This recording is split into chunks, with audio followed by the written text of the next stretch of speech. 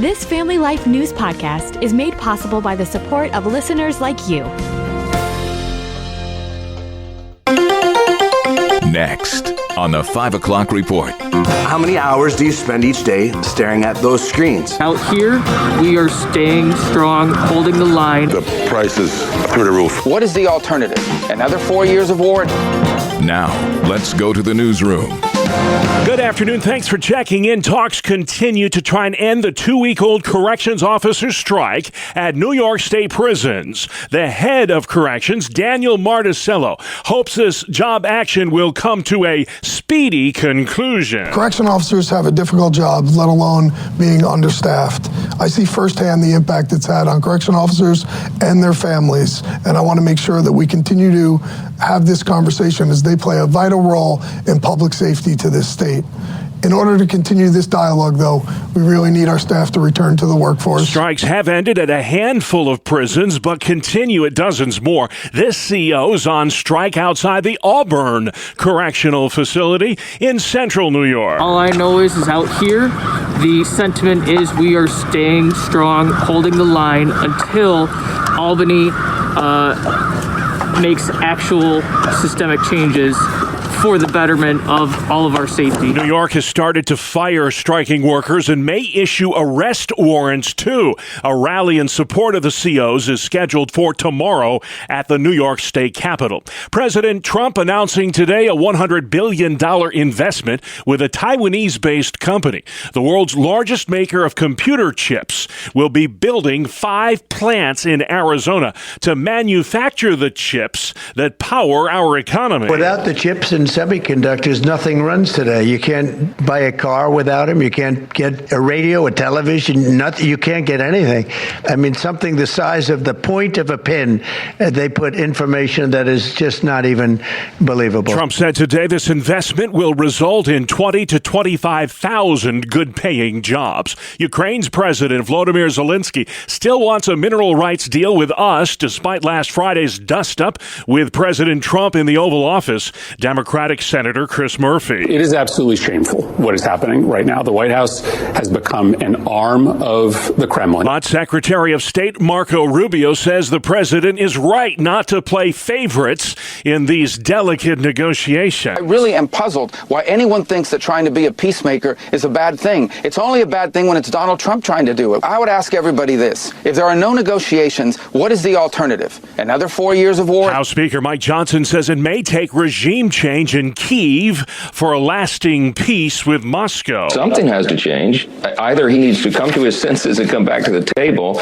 in gratitude, or someone else needs to lead the country to do that. I mean, it's up to the Ukrainians to figure that out. British Prime Minister Keir Starmer says if there is going to be a Russia-Ukraine peace deal, Europe must do the heavy lifting. The Mideast ceasefire is unraveling fast. Israeli Prime Minister Benjamin Netanyahu has withdrawn all aid from Gaza after accusing Hamas of violating terms of the truce. NBC's Matt Bradley. If neither side agrees to some sort of extension in the next couple of days, or if they don't see a negotiation from phase 1 to phase 2, and it looks as though we could see a return to war in the Gaza Strip. Phase 1 of the ceasefire resulted in the release of nearly 2,000 Palestinian prisoners and 33 Israeli hostages. Pope Francis is having more breathing problems. He was hooked up to a ventilator today at a hospital in Rome. Medical analyst Vin Gupta. Acute respiratory insufficiency, essentially for the lay public. That means that he's having trouble breathing, and it's happening quickly. Francis has been in the hospital for more than 2 weeks due to bronchitis and pneumonia. The Vatican says his prognosis remains guarded. President Trump delivers an address to a joint session of Congress tomorrow evening. Several Democrats are boycotting the speech, but Vermont's Bernie Sanders is not. The problem is the Democrats have been playing dead for too many years. I don't think you play dead. I think you stand up for the working class of this country and make the point. Mr. Trump's address to Congress starts at 9 o'clock Tuesday evening. Democratic mayors from 4 sanctuary cities will be testifying this week before a congressional panel. Many activists in those cities are tipping off illegal immigrants about impending ICE raids. Attorney General Pam Bondi says it's dangerous enough making these arrests. arrests. Yet when you leak it and give criminals a heads up that they are coming, it could jeopardize lives. And that is illegal, and we will not tolerate it in the FBI, in any department. The mayors of Chicago, Boston, Denver, and New York will all sit for that hearing Wednesday before the House Oversight Committee. A state of emergency in the Carolinas from rare wildfires in both the Palmetto and Tar Heel states.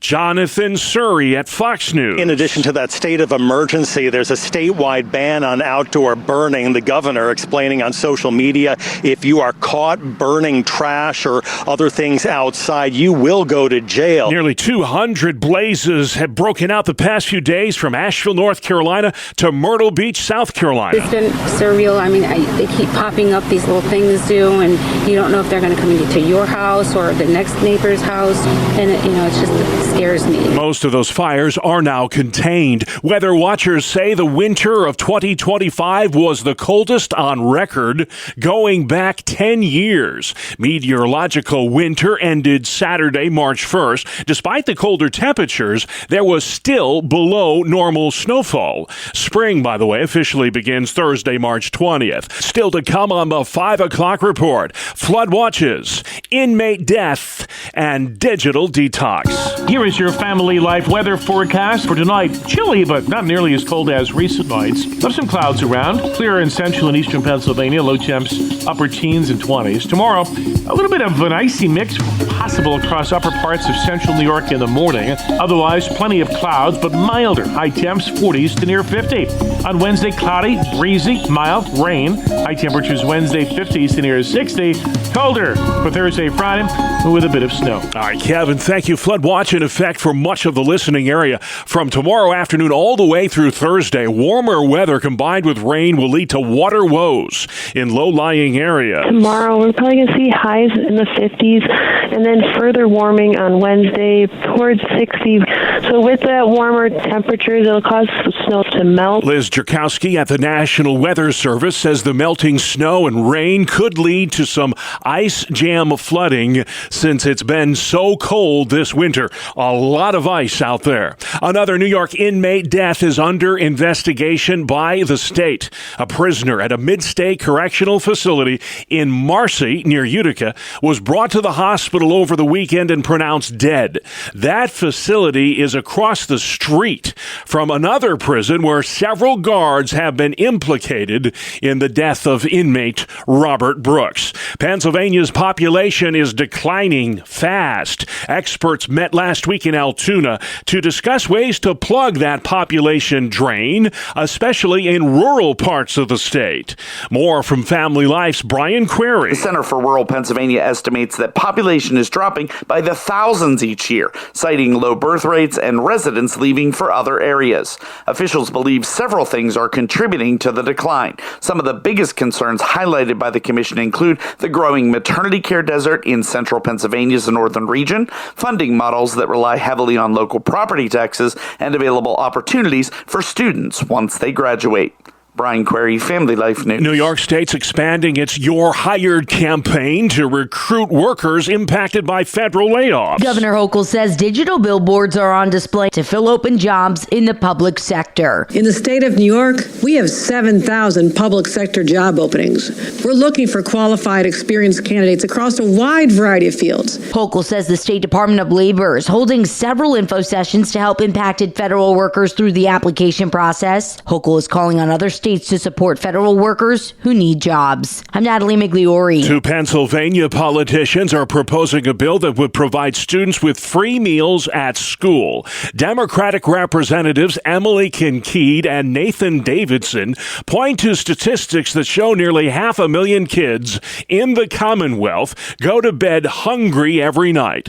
8 states so far have taken action to make school lunches free for all. 3 firefighters hospitalized hospitalized with minor injuries yesterday after battling a blaze that destroyed a home in Cuba, New York. That home belonged to Brenda Wyant, who tells WGRZ, I was born on this road and I'll probably die on this road. I'm grateful it wasn't today. The fire was a total loss, but Wyant says she's still grateful for the show of support from her friends and neighbors. The community, the firemen and Believers Chapel and Red Cross, and they all came and they were wonderful. Wyant says simple acts of kindness are a way of life in Cuba, New York. One of the firemen went in and brought out the family Bible. He saw it sitting there on the end table and he brought it to me.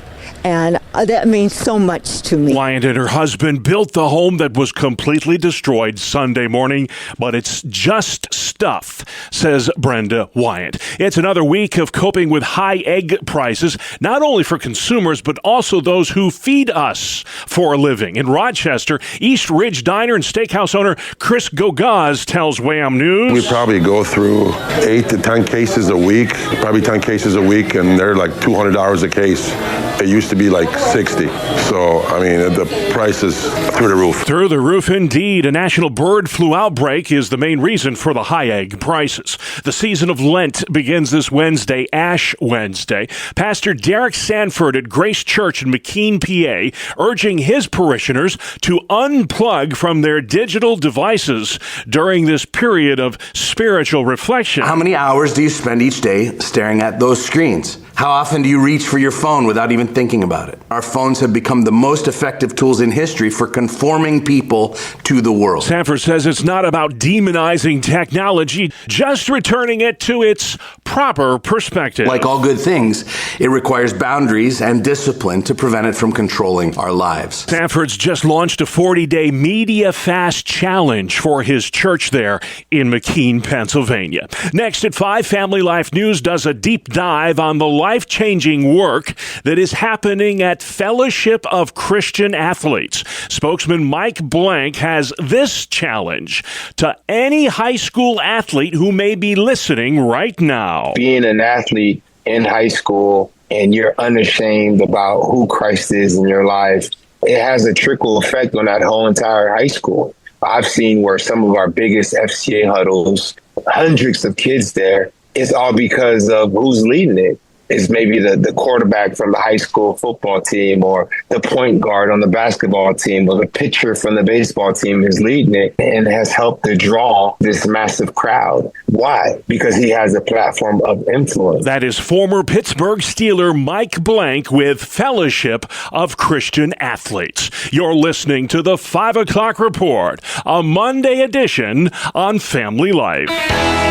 There's a saying, careful what you wish for, you just might get it. Hi, I'm Rob West with today's Faith and Finance Minute. Too often, the joy of material possessions has a short life. Once obtained, the excitement goes away. Worse, the things we own can become spiritual obstacles. Jesus warns in Luke 12:15, take care and be on your guard against all covetousness, for one's life does not consist in the abundance of his possessions. You don't have to live a life of poverty to be a faithful steward, but it's important to know that possessions demand your attention. God wants to use you to your fullest for his kingdom, but seeking contentment in material things will block that every time. Instead of earthly possessions, lay up for yourself treasures in heaven. Discover the best Christian financial articles, podcasts, and videos by visiting our website, faithfi.com, or by downloading FaithFi, Faith and Finance from your app store. Coming up on the 5 o'clock report, big news in the world of fruit. But first this. I'm Kevin Williams, and here is your Family Life regional weather forecast. This first week of March is going to look and feel the bill of a often versatile, variety-filled, and sometimes volatile month. We started the week with winter, we'll end the week with winter, but in the middle, it's going to feel like early spring, but with wind and rain accompanying the expected warmth. In the meantime, for tonight, chilly, but not nearly as cold as recent nights. There's some clouds around. Clear in central and eastern Pennsylvania, low temps, upper teens and 20s. Tomorrow, a little bit of an icy mix possible across upper parts of central New York in the morning. Otherwise, plenty of clouds, but milder. High temps, 40s to near 50.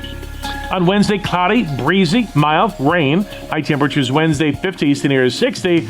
Colder for Thursday, Friday, with a bit of snow. All right, Kevin, thank you. Finally at 5, time to go bananas. Banana, na, na, na, na, na, na.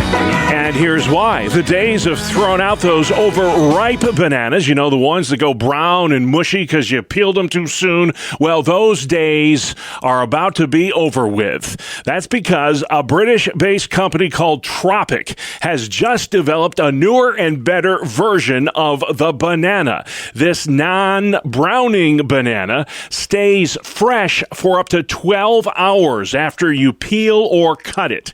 How about that? Tropic's reinvented banana expected to go on sale soon. Every single day in America, you and I will eat about 25 million pounds of bananas. And that's our world, the world we live in. Monday, March the 3rd. I'm Bob Price. Family Life News.